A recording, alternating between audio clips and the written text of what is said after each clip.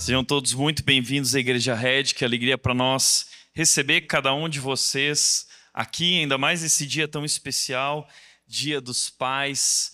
Eu quero celebrar a Deus pela sua vida, porque Deus concedeu a nós como pais uma grande tarefa, uma enorme responsabilidade, e nós não estamos sozinhos. Hoje eu gostaria de falar sobre isso. O tema da minha mensagem hoje principal é esse. Não importa o que aconteça, você não está sozinho. Pelo contrário, Deus vai adiante nas nossas vidas. Esse é o tema da nossa série de mensagens sobre a vida de José do Egito. Nós estamos seguindo essa jornada na vida de José. Nós começamos olhando para o poço, falando sobre como superar a amargura. Falamos depois sobre a casa de Potifar, sobre a importância de nós servirmos e trabalharmos com propósito. Semana passada nós falamos sobre fugir da tentação. E hoje nós continuamos a nossa série de mensagens falando sobre José na prisão. Nós vamos aprender nesse momento, momento difícil da vida de José, sobre como nós podemos e devemos crescer através do sofrimento. Eu quero te convidar a abrir a tua Bíblia em Gênesis capítulo 39, versículos 19 a 23.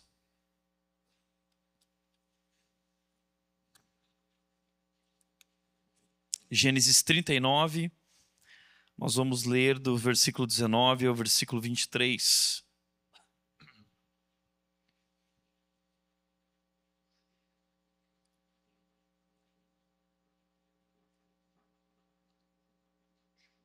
O texto diz o seguinte: ao ouvir a mulher contar como José havia tratado, Potifar se enfureceu.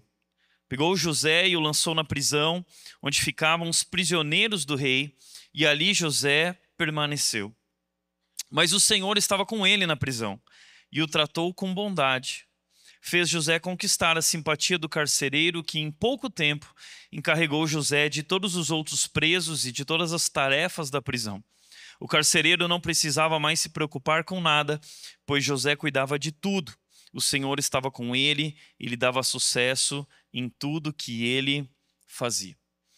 Semana passada nós vimos que José estava crescendo e se destacando na casa de Potifar, assumindo a responsabilidade por cuidar de tudo aquilo que pertencia ao seu senhor. Seu senhor estava gostando muito do trabalho dele e confiou tudo a José, menos a sua esposa. Porém, a esposa de Potifar começou a dar em cima de José e ela foi intensificando cada vez mais essa tentativa de levar José para a cama, e a Bíblia fala exatamente isso. A proposta dessa mulher por 2 vezes foi: deite-se agora comigo. E José manteve-se íntegro, ele foi fiel, porém, aquela paixão não correspondida por parte daquela mulher se tornou ódio no seu coração. José fugiu, a mulher ficou com o manto de José na mão e ela inventou uma história, criou uma história, uma narrativa.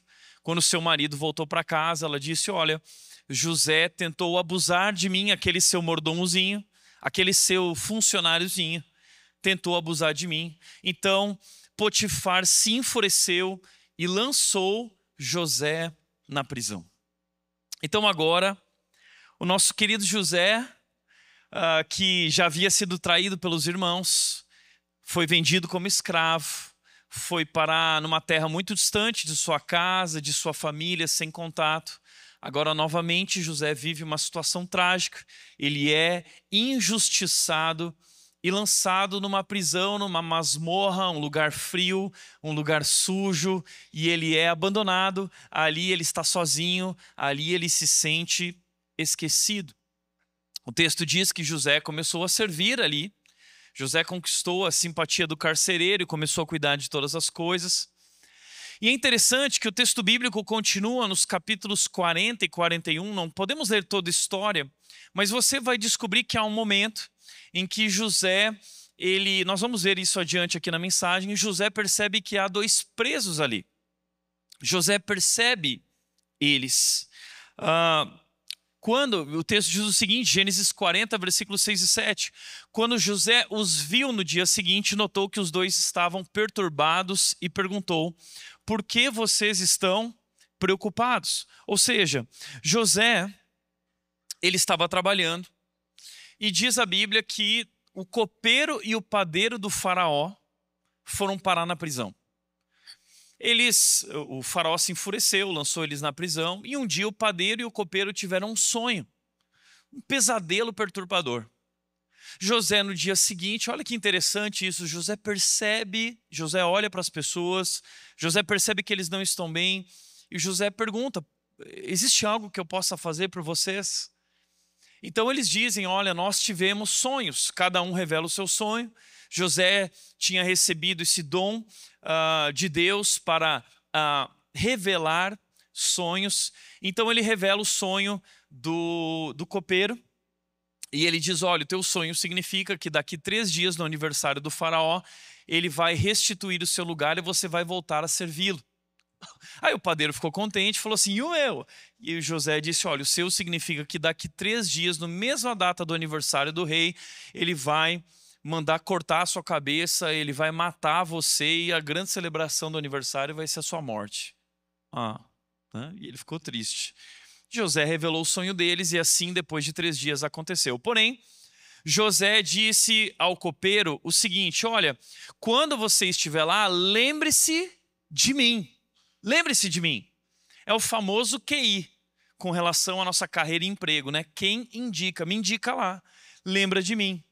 Porém, o texto bíblico diz, o versículo 23, o chefe dos copeiros, porém, se esqueceu completamente de José e não pensou mais nele.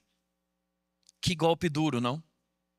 Você se importa com alguém, você ajuda, você faz a diferença na vida daquela pessoa e aquela pessoa simplesmente se esquece completamente de você e não se lembra mais de você. Assim, agora, temos José na prisão, esquecido, abandonado.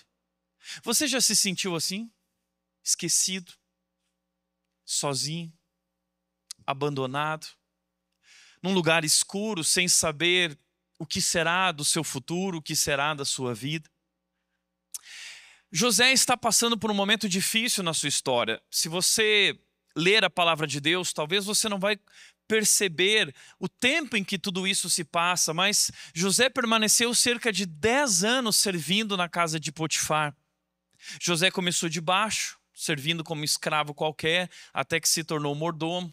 Ele foi injustiçado, então ele foi lançado na prisão e ele permaneceu cerca de 3 anos na prisão.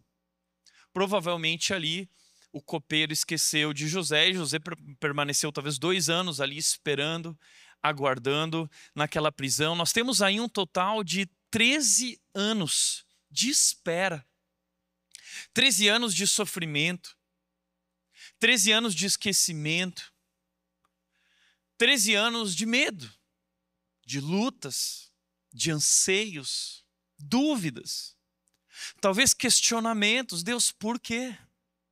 Por que o Senhor permitiu que aquilo acontecesse no meu lar? Por que eu vim parar nesse lugar? Por que novamente eu fui injustiçado? Eu não mereço passar por isso. Será que Deus se importa com a minha vida? Será que Deus realmente é bom? Será que Deus realmente é todo-poderoso? Por que Deus não está agindo? Por que nada acontece? Por que eu estou aqui? Todos nós, em momentos de sofrimento, como José está vivendo, nós temos questionamentos, nós temos dúvidas, nós olhamos para as circunstâncias ao nosso redor e não vemos a presença de Deus. E eu gostaria de dizer que, apesar de não vermos Deus presente, Deus está ali, Deus está agindo e Deus tem um plano. Hoje, o que eu gostaria de falar hoje é sobre isso. Você não está sozinho. E mesmo o sofrimento, mesmo esse tempo de privação e silêncio faz parte do plano de Deus. Eu gosto sempre de dizer e chamar esse tempo em que Deus parece silencioso, o tempo da sala de espera. É um tempo que você está esperando e nada acontece. O que é a sala de espera? Todos nós, eu e você, em algum momento da nossa vida, passaremos pela sala de espera. Talvez hoje você está na sala de espera de Deus, assim como José. O que é a sala de espera? É o tempo em que Deus parece em silêncio e nada acontece. Mas Ele está realizando sua obra mais profunda em nossa vida. Parece que nada acontece. Deus não fala nada. Parece que tudo está parado, estagnado. Mas na verdade, esse é o momento em que Deus está agindo mais profundamente e poderosamente em nossas vidas. E se você for ler a história bíblica, você vai descobrir que inúmeras pessoas passaram por esse momento. Por exemplo, nós temos Noé, que esperou 100 anos, do momento em que Noé recebe o desafio de construir a arca. Ele construiu a arca por cerca de 100 anos até que a chuva viesse. Foram 100 anos aguardando, servindo, trabalhando, até que finalmente chovesse e se realizasse aquilo que Deus tinha dito que iria se realizar. Deus cumprisse sua promessa. Nós temos a história de Abraão, que não podia ter filhos, e Deus então dá uma promessa para ele: Abraão, sai da tua terra, eu vou fazer uma grande nação, um grande povo por meio de você, e eu vou te dar um filho, é o filho da promessa. Abraão teve que esperar 25 anos. Abraão é bisavô de José. Isaac, o filho de Abraão, é avô de José. Isaac teve Jacó, que é o pai de José. José faz parte dessa família. Uma família que teve que esperar, que viveu esse processo da sala de espera. Nós temos a história de Moisés, que queria libertar o povo de Israel, mas teve que fugir para o deserto, e lá no deserto foi mentoreado por Jetro. Ali foi um tempo de sala de espera, onde Moisés foi forjado por Deus para que ele se tornasse o libertador do povo. Davi esperou 15 anos.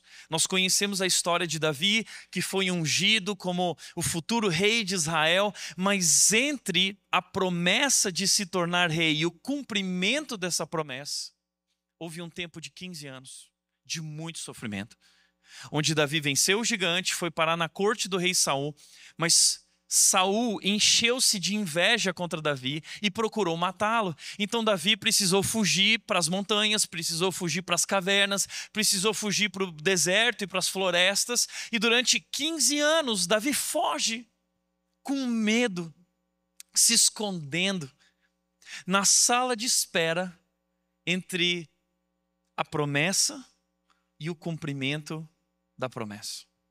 Esse é o tempo da sala de espera. E por que Deus nos coloca na sala de espera? Porque Deus está trabalhando em nós. Como disse Elizabeth Elliot, uma missionária escritora, ela disse: Deus nos faz esperar. É assim, Deus trabalha assim, Deus usa a sala de espera. Ele nos mantém propositalmente no escuro. É proposital. Ele nos faz andar quando queremos correr. Ficar quietos quando queremos andar, pois Ele tem coisas para fazer em nossas almas, nas quais nós não estamos interessados.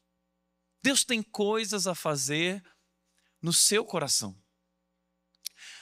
Deus não te abandonou, a sala de espera não é perda de tempo, é o laboratório que Deus usa para operar e para trabalhar no nosso coração e na nossa vida.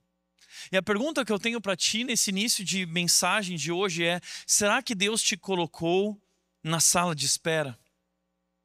Será que você está hoje na sala de espera? Escuro, silêncio, privação, aflição, questionamentos, medos. Se você está, ou se em algum momento você estiver na sala de espera, eu creio que a história de José nos ensina 4 verdades essenciais sobre a sala de espera que podem e devem mudar a nossa perspectiva nesse período. A primeira verdade sobre a sala de espera é que Deus está presente na sala de espera. O texto diz: mas o Senhor estava com ele na prisão. O Senhor estava com ele. Deus está presente com você na sala de espera. Por mais que você não veja, por mais que você não enxergue, por mais que você não reconheça, Deus está ali com você.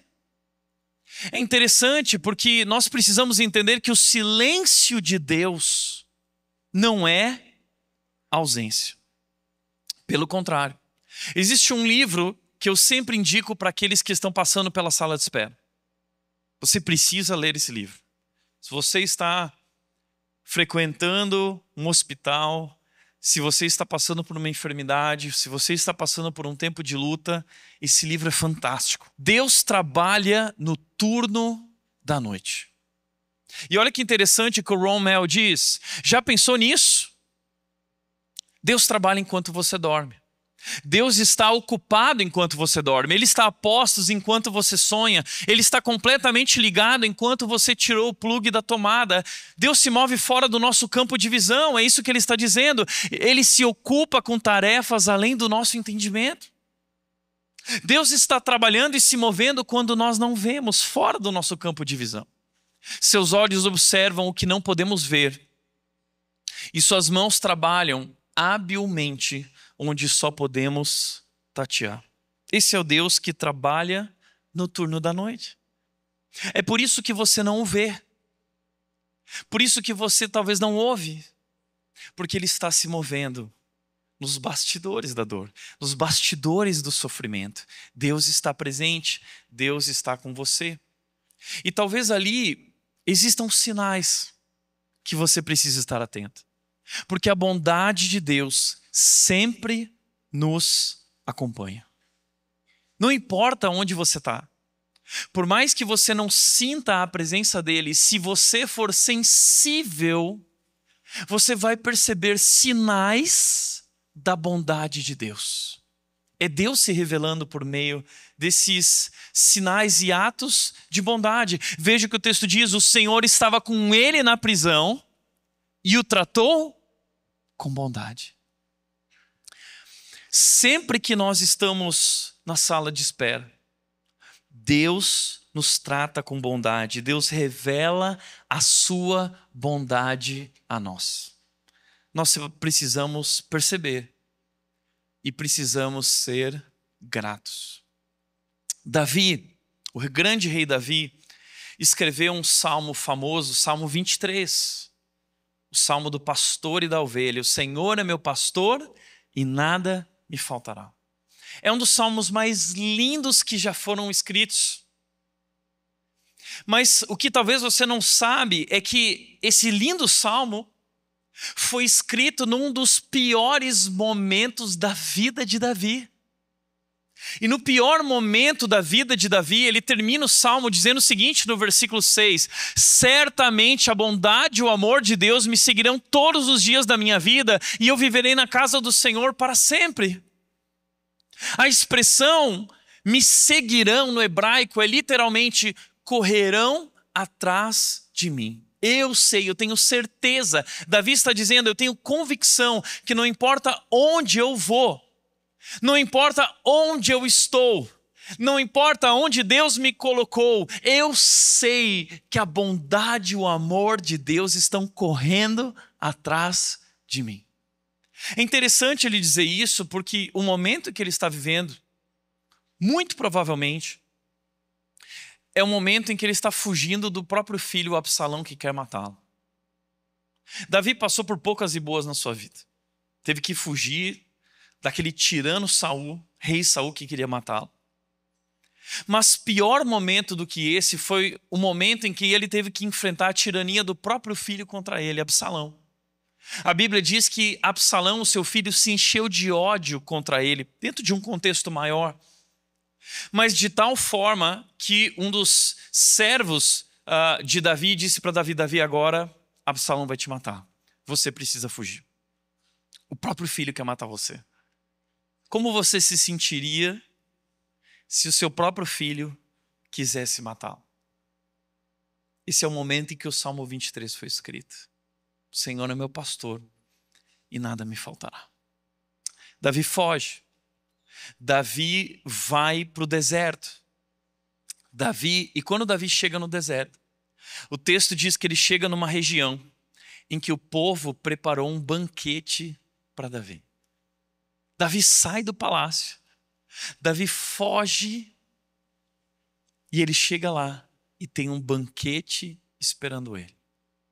E aí ele escreve no Salmo 23: preparas-me uma mesa na presença dos meus adversários.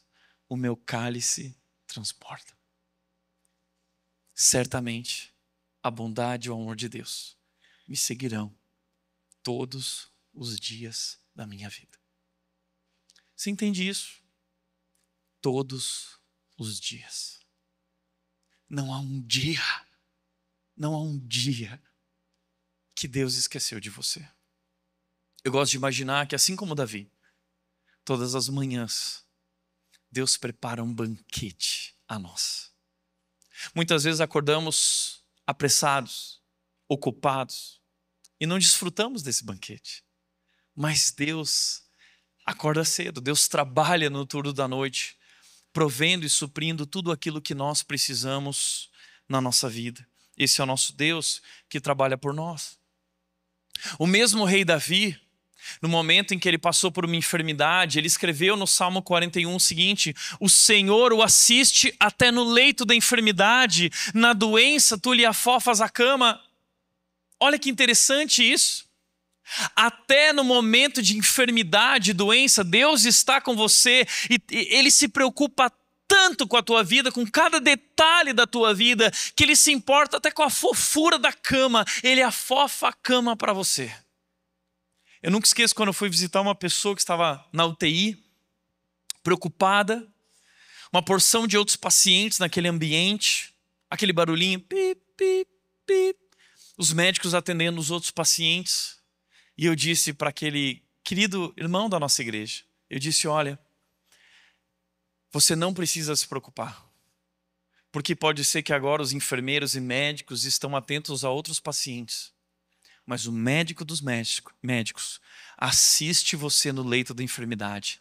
Ele não tira os olhos de você.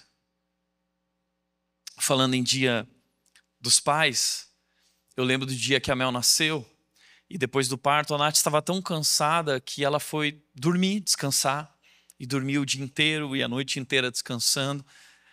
E eu estava tão feliz e contente por ser pai, que eu decidi que eu não ia dormir, porque eu tinha medo de que ela parasse de respirar. Pai de primeira viagem, né? Então a Mel ficou lá no bercinho dela, no hospital, e eu passei, olha, eu acho que chegou quase a 48 horas acordado, com os olhos assim, assistindo ela a cada segundo. Saímos do hospital, fomos para casa, e eu não aguentava mais, eu estava muito cansado. Então eu disse: Deus, eu confio na tua soberania. E eu dormi, né? Estava cansado demais. Mas eu estou dizendo isso porque nós temos um Deus que não se cansa. Nós temos um Deus que, enquanto nós dormimos, Ele olha para nós. E Ele cuida de cada detalhe da nossa vida, nos guardando, nos protegendo e nos conduzindo. Então você entende o que disse Hernandes Dias Lopes: o medo perde a sua força quando você tem consciência de que Jesus está com você. Tudo muda quando nós ganhamos essa consciência de que Ele está ali conosco, cuidando amorosamente, poderosamente de cada detalhe. Nós podemos então descansar nas mãos desse Pai fiel, amoroso e poderoso. Eu nunca esqueço que na minha adolescência havia uma música que tocava muito meu coração, que falava sobre isso. E quando eu cheguei no seminário Palavra da Vida, eu lembro que eu procurei algumas pessoas para tentar descobrir a origem daquela composição. E uma história foi compartilhada comigo, que eu quero compartilhar com vocês, que quem compôs aquela música, que em breve o Tutuí vai tocar aqui para nós, quem compôs essa música foi uma jovem, uma moça que estava noiva de um rapaz. Eles iriam casar dentro de um mês, mais ou menos. E esse rapaz teve uma viagem a trabalho. Ele teve que pegar o avião E algo aconteceu na viagem, um acidente, e esse jovem noivo morreu. A moça recebeu a notícia e ela ficou muito triste, abalada. Ela se trancou no quarto, ela não queria falar com ninguém. O pessoal tentava levar comida para ela, ela muitas vezes rejeitou a comida. Então as pessoas disseram o seguinte: olha, nós vamos avisar os convidados que o casamento está cancelado. E ela só fez um pedido: não cancelem a cerimônia. Todo mundo ficou inconformado com aquele pedido. Como assim? Seu noivo morreu, você não está em condições. Mas ela só pediu isso: não cancelem a cerimônia. No dia do casamento, os convidados estavam lá, curiosos com o que iria acontecer. E aquela moça entrou, depois que todos já tinham entrado, e ela passou no meio de todos e sentou no piano. E ela começou a tocar uma música. A música que o Tutuí vai cantar para vocês agora.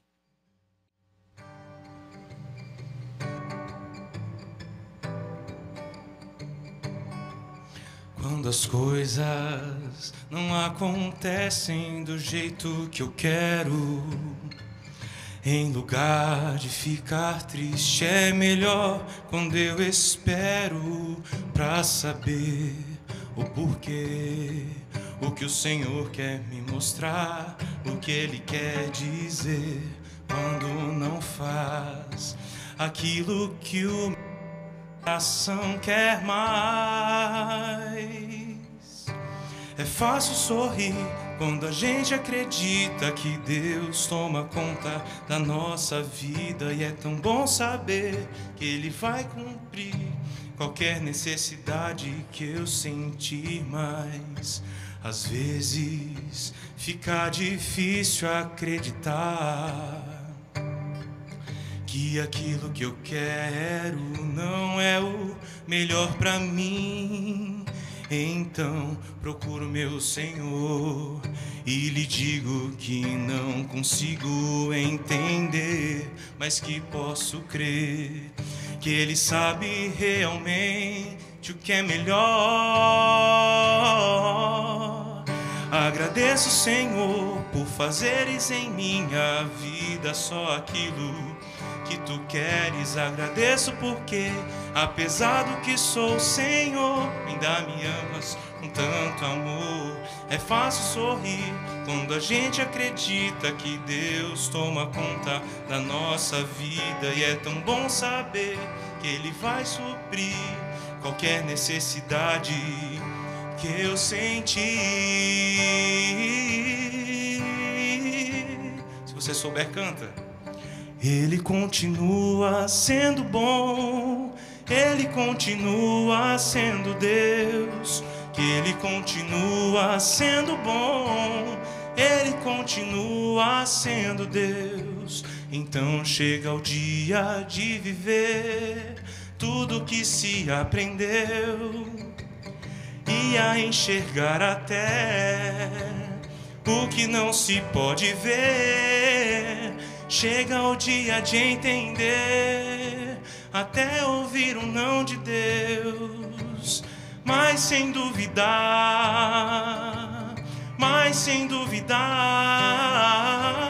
que Ele continua sendo bom.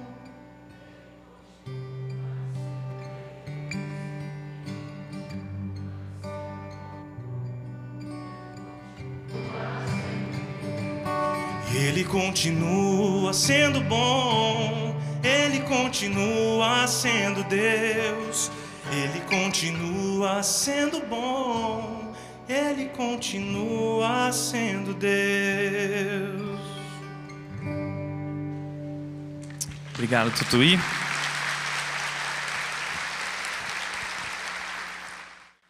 Deus está presente na dor, presente na doença, presente na injustiça. Quando todos abandonam, Ele não nos abandona. E Ele continua sendo bom, mesmo quando tudo dá errado. Ele continua sendo bom, mesmo quando você não entende nada. Ele continua sendo bom, mesmo quando a dor não vai embora. Ele continua sendo bom, mesmo quando você se sente esquecido e abandonado. Ele continua sendo bom, mesmo quando o céu parece fechado. Ele continua sendo bom, mesmo quando tudo está parado. Ele continua sendo bom, mesmo quando a resposta não vem.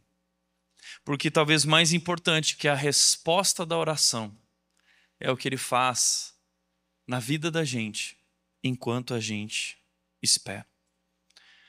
Deus está presente na sala de espera. É a primeira lição que nós aprendemos em tempos de sofrimento. Segunda lição que nós aprendemos é que Deus tem um plano na sala de espera. O texto diz: fez José conquistar a simpatia do carcereiro. Veja, olha que interessante que o texto diz: Deus fez. Ele fez. Deus sempre está fazendo algo. Pode ser que nós não enxergamos isso, mas Ele está agindo, Ele tem um plano, Deus faz.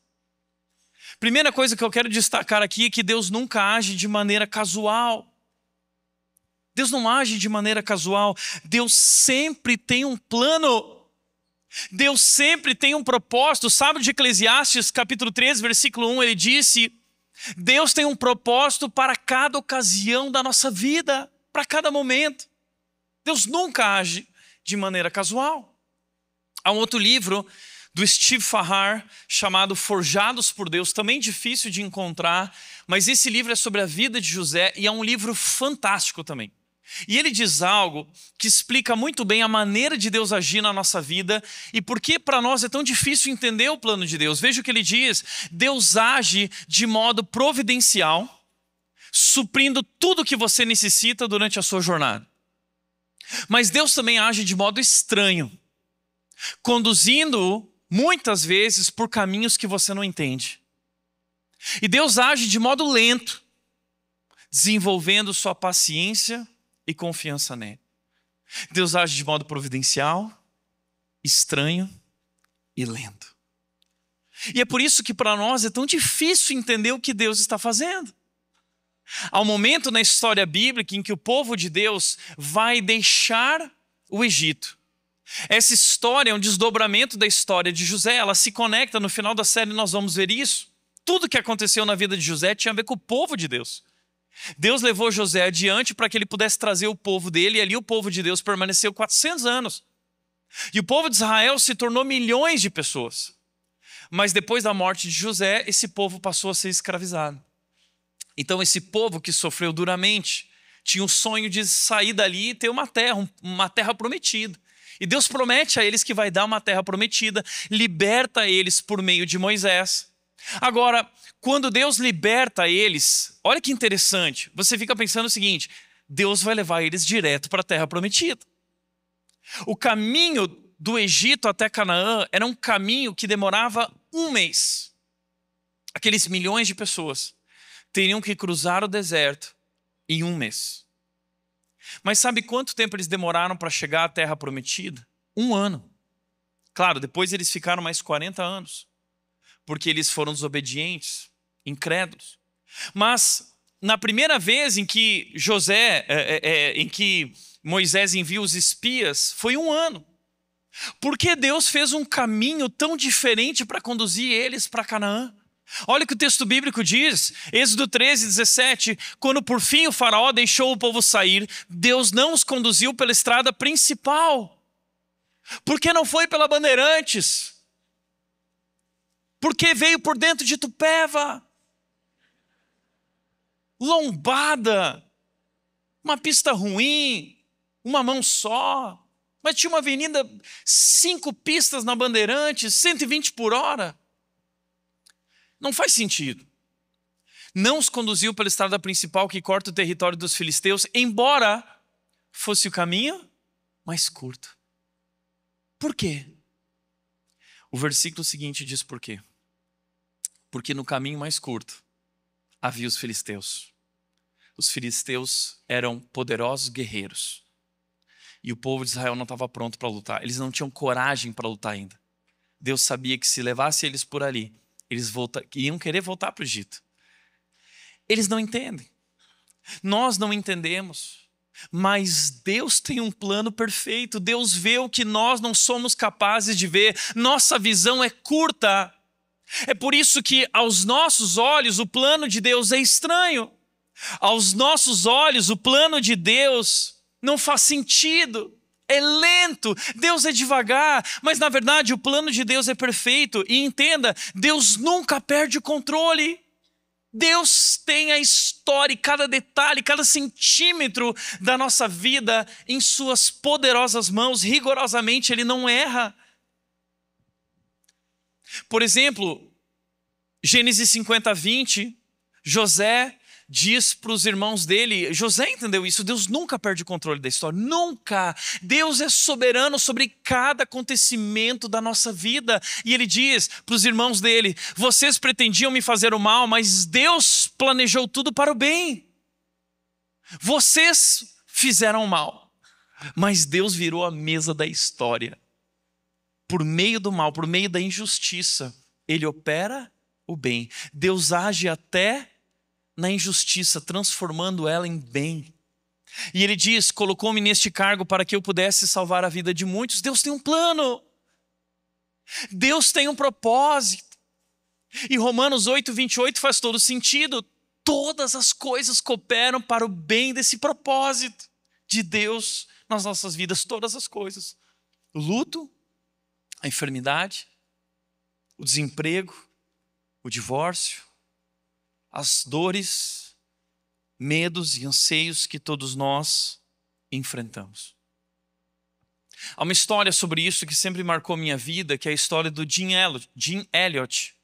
Jim Elliot, ele tinha um sonho, o sonho missionário de alcançar a tribo Waorani. Em 1956, Jim Elliot e 4 amigos foram até a floresta do Equador. Eles queriam alcançar uma tribo isolada com o evangelho. Jim Elliot tinha uma frase, não é tolo aquele que dá o que não pode reter para ganhar aquilo que não pode perder. E o Jim Elliot e os amigos dele traçaram um plano incrível e eles começaram a sobrevoar uma tribo isolada do Equador. Durante 3 meses, eles desciam com o avião um presente, uma corda, com objetos e utensílios e presentes para começar uma relação com aquela tribo isolada. Ninguém jamais tinha chegado naquela tribo e eles queriam compartilhar o evangelho de Jesus, a verdade, para que aqueles homens fossem salvos. Então, depois de 3 meses, de muita oração, de contribuição missionária, eles decidiram, ele e os 4 amigos, chegou a hora de pousar lá. Eles foram, eles pousaram, e assim que eles saíram do avião, aquela tribo foi e matou todos eles. Matou todos. Mas eles queriam pregar o evangelho. Por que Deus permite isso? Então, a tragédia e a decisão. Todos foram mortos com lanças pelos índios que tentavam alcançar. Elizabeth Elliot, a viúva, a ex-esposa do Jim Elliot, viúva com uma filha pequena de 10 meses, não desistiu. A vontade de Deus nunca nos leva onde a graça dele não possa nos sustentar. Ela passou por um período de sala de espera de 2 anos, viúva, sofrendo as dores, questionando a Deus. E ela escreve no livro dela, a Elizabeth Elliot diz o seguinte, eu percebi que as lições espirituais mais profundas não são aprendidas quando Deus nos deixa ter tudo o que queremos no final, mas quando Ele nos faz esperar. E enquanto a gente espera, Ele vai nos suportando em amor e paciência até que sejamos capazes de honestamente orar o que Jesus ensinou seus discípulos a orar. Seja feita a tua vontade. Esse foi o caminho da Elizabeth na sala de espera. No meio de suas lutas, lições profundas, até o dia em que ela aprendeu a orar. Tá bom. Seja feita a tua vontade. Foi aí que ela retornou à tribo. 2 anos depois, voltou para aquela mesma tribo, morou entre os Waorani, serviu, amou e os perdoou. E viu os assassinos do marido se renderem a Jesus. Você entende o que é isso? Ela voltou para a tribo e pregou o evangelho. A tribo se converteu. E vou te dizer mais. Essa história se tornou conhecida no mundo inteiro, de Jim Elliot e Isabel Elliot. E milhares de missionários foram ao campo missionário, inspirados por essa história. Deus age de modo estranho. Nós não somos capazes de compreender, mas Deus tem um plano perfeito. E a terceira lição é que, além de ele não perder o controle, ele nunca se atrasa. Ele nunca se atrasa. Nós olhamos para o nosso relógio não, mas espera aí, Deus já devia ter agido, Deus já devia ter respondido. Por quê? Sabe que na Bíblia há uma história assim. Marta e Maria, elas estavam sofrendo porque Lázaro havia morrido. Senhor, ele já está morto há 4 dias, disse Marta, irmã do falecido, o mau cheiro será terrível. Sabe o que está acontecendo aqui? Jesus estava no ministério dele curando, quando ele recebe um bilhete, um aviso. Olha, aquele a quem você ama está doente, está enfermo. Lázaro estava enfermo. E aí, qual deveria ser a atitude de Jesus? Vai correndo. Lázaro provavelmente era um dos melhores amigos de Jesus. Jesus amava Lázaro. Só que sabe o que Jesus fez quando ele ficou sabendo? Nada. Absolutamente nada. Jesus continuou onde estava, curando, e não foi socorrer o amigo. O tempo passou, Lázaro morreu, 4 dias se passaram da morte, Jesus nem estava lá. Imagina as amigas chateadas, Marta e Maria. Eu abri minha casa para você, eu servi você. No momento que eu mais precisei de você, você não estava lá. Marta e Maria, pode ver, está lá em João 11, elas derramam toda a angústia e o coração sobre Jesus. E aí Jesus diz assim a Marta, Marta e Maria, eu não disse a vocês que se vocês crescem em mim, vocês veriam a minha glória? É então que Jesus diz o seguinte, eu quero que vocês vão lá e abram um túmulo. E Marta diz, não, Senhor. Já faz 4 dias. E por que o número 4 aqui é importante?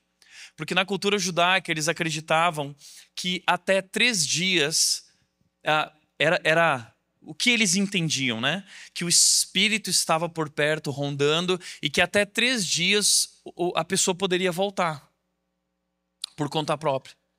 Talvez da enfermidade. Então eles esperavam. Mas a partir do 4º dia já não tinha mais jeito, porque a partir do 4º dia o corpo começava a se decompor. Então Jesus tinha um plano perfeito. Ninguém podia ter dúvida de que Lázaro simplesmente acordou. Todos precisavam saber que não havia mais volta. Deus chega exatamente no momento certo. Ele nunca se atrasa.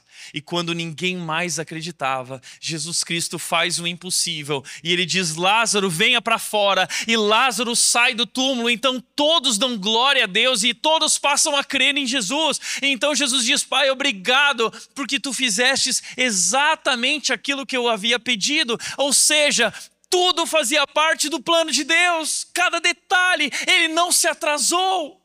Era parte do plano. Você entende isso? Deus nunca se atrasa. Deus tem um plano perfeito. Ele tem o tempo perfeito. Deus está presente na sala de espera. Deus tem um plano na sala de espera. E terceiro lugar, Deus está te forjando na sala de espera. O texto diz, em pouco tempo, o carcereiro encarregou José de todos os outros presos e tarefas da prisão. Deus está fazendo algo na vida de José, forjando ele, preparando ele. José tem que lidar com tarefas que futuramente serão maiores. Mas Deus está preparando José, vendo se ele é fiel no pouco, conhecendo e testando o coração de José. E aqui o que nós precisamos entender sobre isso é que aquilo que parece um erro, um acidente de percurso, na verdade, na nossa vida, é preparação. Aquilo que você chama de fracasso, Deus chama de preparação.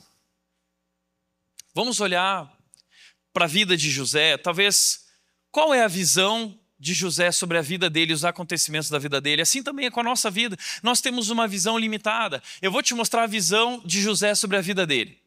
No começo da sua vida, por conta da preferência do pai por ele, por conta de situações que eles viveram ali, do sonho que foi compartilhado, os irmãos passaram a odiá-lo profundamente. Então, ele foi traído pelos seus irmãos, colocado num poço, queriam matá-lo, mas um dos irmãos conseguiu evitar a morte e eles decidiram ganhar dinheiro com a venda, venderam para um grupo de escravos ismaelitas a caminho do Egito. José foi traído. Depois, ele foi vendido como escravo. Então, ele foi parar na casa de um homem poderoso, ele se tornou um escravo lá. E ele servia como escravo, o pior dos escravos. Ali ele foi explorado por Potifar, porque depois de trabalhar 10 anos para Potifar, Potifar lança ele na prisão, simplesmente descarta ele depois de tudo que ele fez. Ali ele é humilhado pela patroa, que inventa uma narrativa, uma injustiça na qual ele é preso. E então, depois de ajudar o copeiro e o padeiro, ele é esquecido na prisão. Você está entendendo quantas situações trágicas na vida de José?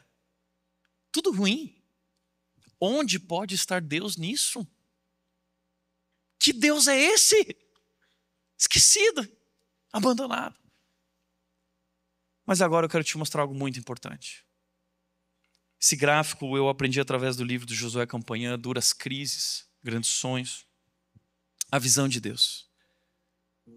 Enquanto José viu o ódio dos irmãos, a traição, Deus estava quebrando o orgulho do filhinho de papai. Deus tinha um plano para a vida de José. Deus queria fazer um governador do Egito, porque Deus tinha um plano para o seu povo. Mas Deus olhava para aquele menino, filhinho de papai, mimado, falava assim: esse menino não está pronto. Esse menino precisa ser trabalhado, forjado. O papai dava túnica para ele, o papai dava presentes melhores para ele. E o José se achava, ia lá, compartilhava os sonhos com os irmãos. Então Deus decide, esse menino precisa passar por algumas situações. Josué então é vendido, traído. Mas Deus está quebrando o orgulho. Depois, José vai aprender o valor dos relacionamentos. E ele vai aprender o valor dos relacionamentos na prática. Porque José vai aprender a valorizar, porque ele foi traído. Ninguém valoriza mais um relacionamento do que alguém que foi traído.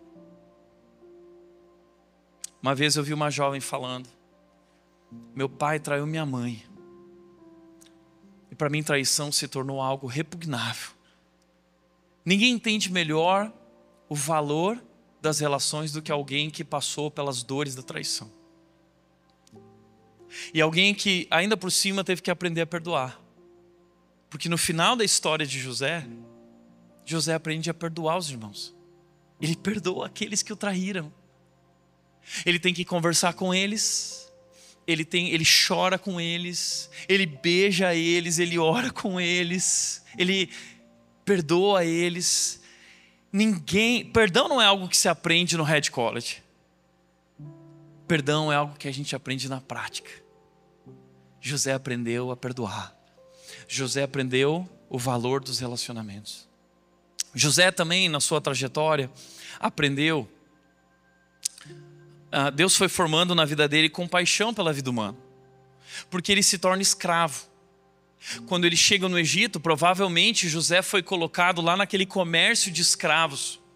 E eles passavam uma espécie de um líquido no corpo, dos escravos, porque os chefes, os homens ricos vinham e falavam: eu quero esse escravo. Eles olhavam os dentes e eles olhavam a força. Por quê?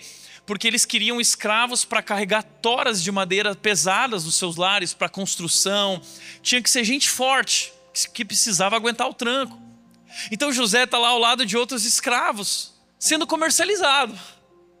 Isso é a vida de José. De filhinho de papai para um escravo sendo comprado. E ali então provavelmente José aprende sobre a compaixão pela vida humana. Porque lá na frente, em Gênesis 47, se eu não me engano, quando os irmãos de José vão para o Egito, eles estão sem dinheiro para comprar comida. Uma grande fome na terra. Então eles dizem assim: José, nós nos oferecemos como escravos, como servos do faraó. José diz assim: não, eu vou encontrar um outro caminho, mas isso jamais.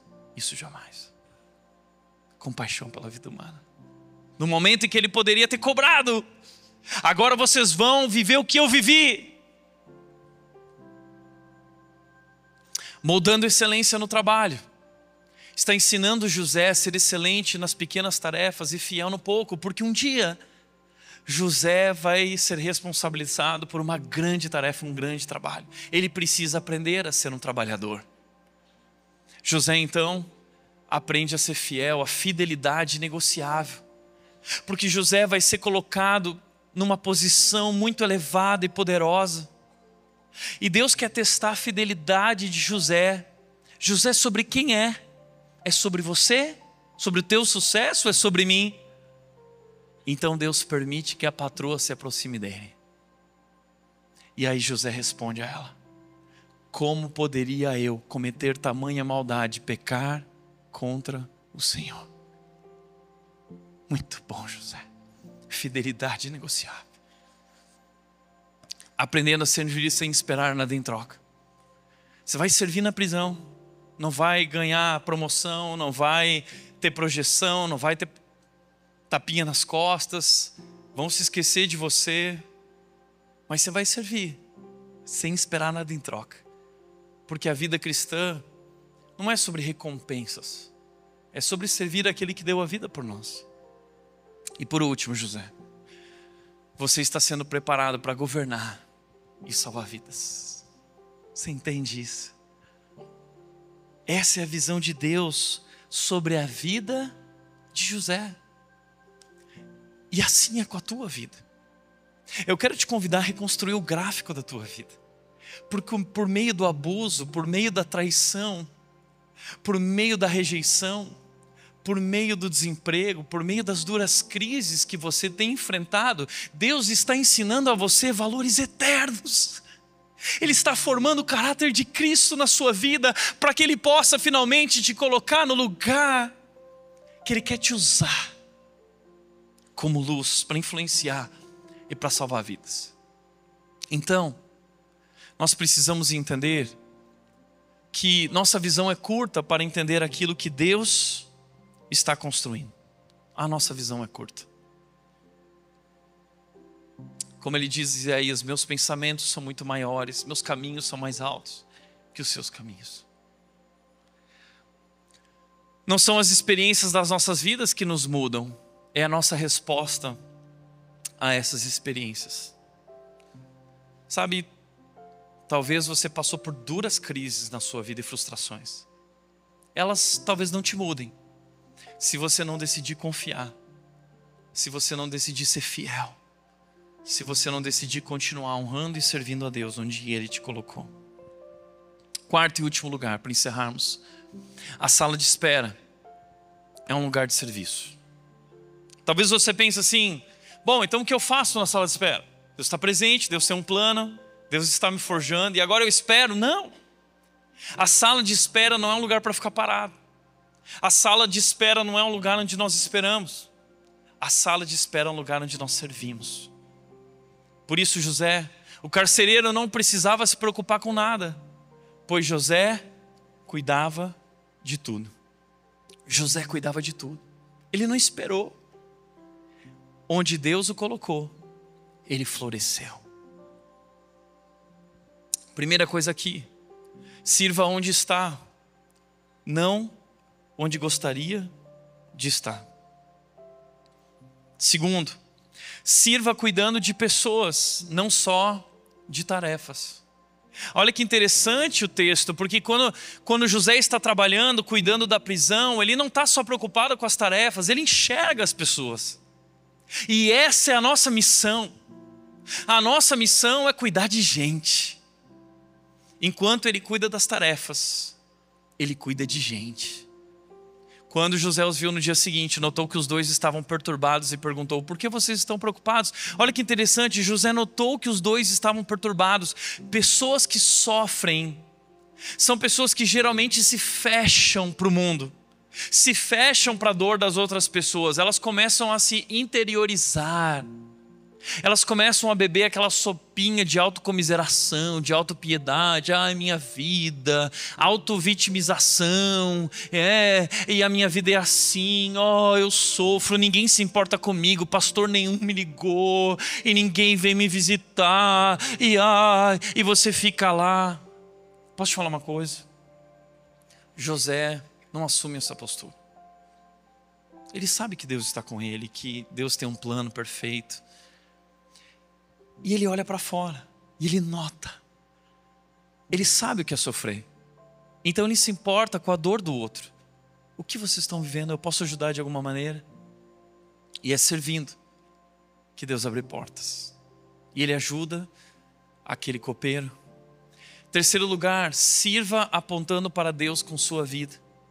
Porque quando questionado sobre o poder e a capacidade que ele tem de revelações, olha o que ele diz. Ele diz o seguinte: José respondeu: essa capacidade não está em minhas mãos, mas Deus pode revelar o significado ao faraó e acalmá-lo. Olha que lindo isso. Apontando para Deus. Não sou eu. É o Senhor Deus. Não é sobre mim. É sobre Deus. Se ele estava na prisão, ele pregava. Se ele estava no palácio, ele pregava. Onde nós estamos sendo chamados a sermos difusores dessa graça incomparável. Dizendo, essa confiança que tenho é porque eu tenho um Deus muito grande que está cuidando da minha vida. E nós vamos apontando para Deus com a nossa vida. E Deus vai nos usando para salvar vidas, assim como ele usou José para salvar vidas. Então, a sala de espera é um lugar de serviço. Veja Paulo, o apóstolo Paulo passou pela sala de espera. Ele ficou alguns anos preso em Roma. Mas olha que interessante. Preso, acorrentado, esquecido atrás das grades romanas. Mas enquanto parecia que o ministério tinha acabado, Paulo estava servindo. E o que ele fez na sala de espera, na prisão, mudou o mundo. Paulo escreveu cartas que atravessam os séculos, formaram igrejas e transformam vidas até hoje. Colossenses, Filipenses, Efésios, carta de Paulo a Timóteo, ao jovem Timóteo, escritas na prisão. Cartas que nos encorajam. Alegrem-se. Filipenses 4:4. Alegrem-se. Novamente direi, alegrem-se. Nós temos a Corrie ten Boom. Fez parte do primeiro capítulo da nossa série, uma jovem, parte de uma família cristã holandesa que refugiava judeus no porão da sua casa. E ali elas pregavam o evangelho, ali elas cuidavam daquelas pessoas. Foram descobertos, sua família foi morta. Ela e sua irmã Betsy foram parar num campo de concentração. Mas, milagrosamente, a Corrie conseguiu entrar com uma pequena Bíblia escondida debaixo da sua roupa. A Corrie sempre acreditou que Deus tinha cegado os olhos dos guardas naquele dia. Naquele inferno do campo de concentração, onde a fome e a morte dominavam, Corrie abriu aquela Bíblia para ler em voz alta, pregar e encorajar os prisioneiros. Ali atrás das grades, mulheres ouviram sobre Jesus e encontraram esperança eterna. O corpo estava preso, mas a palavra de Deus corria livre. Dietrich Bonhoeffer, um pastor e teólogo preso por se opor ao nazismo, na cela, sabia que ia morrer. Sabia que a morte se aproximava. Ele poderia se calar, mas ele escolheu servir. Escreveu cartas e livros que ainda hoje inspiram coragem para viver a fé diante da perseguição. Morreu enforcado, mas deixou um testemunho que ninguém pode apagar. Susanna Wesley, mãe de 19 filhos. Muitos desses filhos morreram. A casa para ela era seu cativeiro barulhento. Sem espaço, sem descanso. Um marido não provedor. Mas ela decidiu servir ali dentro de casa. Fazia do avental o seu altar de oração e adoração. Educou seus filhos na palavra. Discipulou, e moldou líderes como John Wesley e Charles Wesley, que se tornaram maiores pregadores da história e sacudiram a história da igreja. Talvez você é uma mulher, e eu já ouvi mulheres dizendo: às vezes eu me sinto em uma prisão dentro de casa. A maternidade não é uma prisão.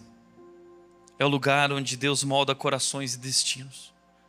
A maternidade não é uma prisão, é um campo onde Deus planta sementes eternas.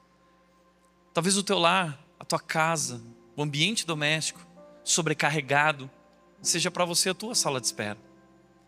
Mas ali é o lugar de servir a Deus. Discipulando, moldando corações, plantando sementes eternas. Eu não sei onde Deus te colocou. Talvez Deus te colocou num hospital. Talvez Deus te colocou num trabalho difícil, um chefe difícil. Talvez Deus te colocou numa situação de privação e você está sofrendo muito. O que eu quero que você entenda é que Deus te colocou ali por um propósito. Ele quer que você sirva. E mesmo se você for uma dona de casa, entenda, sua tarefa é importante. Como disse John Wesley depois sobre sua mãe: aprendi mais sobre o cristianismo com minha mãe do que com todos os teólogos da Inglaterra. As mães, os pais têm um papel fundamental a desempenhar. Talvez hoje vocês estão passando pela sala de espera, mas sirva, apontando para Deus, cuidando de quem Deus colocou sobre tua responsabilidade, pois Deus está te conduzindo na direção do plano e propósito dele. E aqui então, nós chegamos a esse momento da vida de José. Estava conosco na prisão um rapaz hebreu. O que aconteceu? O copeiro voltou para a presença do faraó. E lá então o faraó teve um pesadelo. E nem um sábio, ninguém, nenhum guru sabia revelar o sonho do faraó. E aí o copeiro lembrou: peraí, eu esqueci José lá na prisão. E aí o copeiro fala: eu conheci um rapaz hebreu que era escravo do capitão da guarda. Contamos a ele nossos sonhos e ele explicou o que cada um significava. Então o faraó disse: manda correndo chamar esse menino. E aí a limusine parou na prisão. José, está aqui o terno. José fez a barba. José tomou um banho. Então o faraó disse a José, depois que ele revelou o sonho ao faraó: qual foi o sonho que ele revelou? 7 anos de vacas magras, 7 anos de vacas gordas representam a pobreza durante 7 anos de miséria e a fartura, 7 anos de fartura e depois 7 anos de miséria. E o grande segredo é fazer um estoque. Nós vamos planejar. José tinha toda uma estratégia. Então o faraó disse a José: uma vez que Deus lhe revelou o significado dos sonhos, é evidente que não há ninguém tão inteligente e tão sábio quanto você. Aí ficará encarregado de minha corte e todo o meu povo obedecerá às suas ordens. Apenas eu, que ocupo o trono, terei uma posição superior à sua. E para encerrar, o faraó acrescentou: eu o coloco oficialmente no comando de toda a terra do Egito.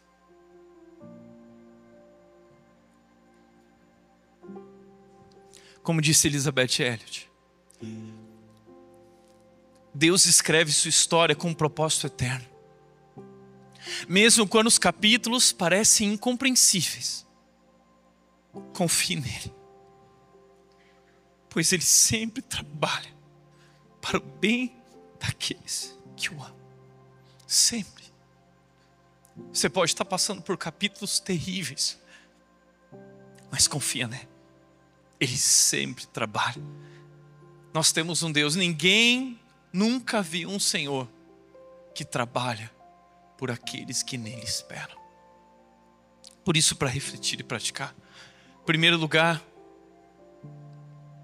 não confunda silêncio com ausência. Deus faz sua obra mais profunda quando parece que nada acontece. Segundo, a sala de espera não é perda de tempo, é a oficina de Deus para moldar o seu coração e te preparar. Terceiro, não importa quão escuro ou longo seja o caminho, o Deus que vai à frente não deixa você sozinho. Deus vai à frente, Deus vai adiante. Deixa eu te fazer entender uma coisa. Se José tivesse saído da prisão no tempo dele, O máximo que ele conseguiria era polir a taça do farol. Mas Deus não estava formando um copeiro. Deus estava forjando um governador. Onde estava Deus quando José apodrecia numa prisão esquecida? Estava construindo pedra por pedra a rampa que levaria José ao trono. Quantas vezes olhamos para as circunstâncias e pensamos que tudo está contra nós, mas enquanto você não vê nada, Deus está trabalhando no turno da noite. Não há outro Deus como o nosso, que trabalha por aqueles que nele esperam. Esta é a história do nosso Deus. Ele vai adiante, Ele abre o caminho onde não existe, Ele muda roteiros, Ele vira a mesa da história, Ele dá e Ele tira a vida, Ele exalta e Ele rebaixa, Ele tira do poço, conduz por meio da prisão e Ele leva até o palácio. E quando Ele está escrevendo algo, ninguém pode arrancar as páginas da história. Se José descobriu que não estava sozinho na prisão, nós sabemos ainda mais. Cristo deu sua vida por nós para que a promessa se cumprisse. Jamais o deixarei, jamais o abandonarei. Entenda isso de uma vez por todas. Você nunca andou sozinho, você nunca foi esquecido. E o mesmo Deus que foi adiante na vida de José é o Deus que vai adiante na sua vida hoje. Então eu quero te convidar a levantar agora e a cantar com fé e com coragem. Sozinho eu nunca andei. Ele sempre esteve comigo nas vitórias, nos fracassos. Ele é Deus. Vamos cantar juntos? Canta de coração e bem alto.